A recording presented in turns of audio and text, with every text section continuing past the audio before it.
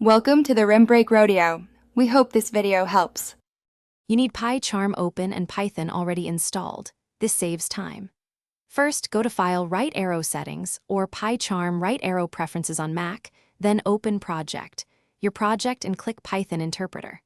Once there, click the gear icon to add a new interpreter. Choose Conda, Virtualenv, System, or WSL depending on your workflow. Make sure you know the interpreter path or environment name because Pycharm will validate it immediately and show installed packages. Now configure the interpreter details. If you pick Virtualenv, choose a base Python and decide whether to inherit global site packages. If you pick Conda, point to the Conda executable and select or create an env. Once you set the path or name, Pycharm will create indexes and sync packages. This can take seconds to minutes. Make sure to enable the correct Python version for your project. Mismatches cause runtime errors later, so check the version label in the interpreter selector. Finish by clicking Apply and OK.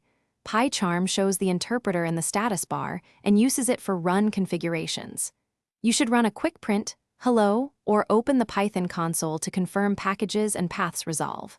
If Pycharm fails to find packages or the interpreter, check the interpreter path, file system permissions, and whether the env was created with the intended Python version.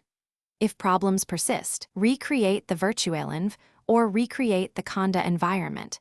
That usually resolves broken links or corrupted installations. Thanks for watching. Consider subscribing if we helped you.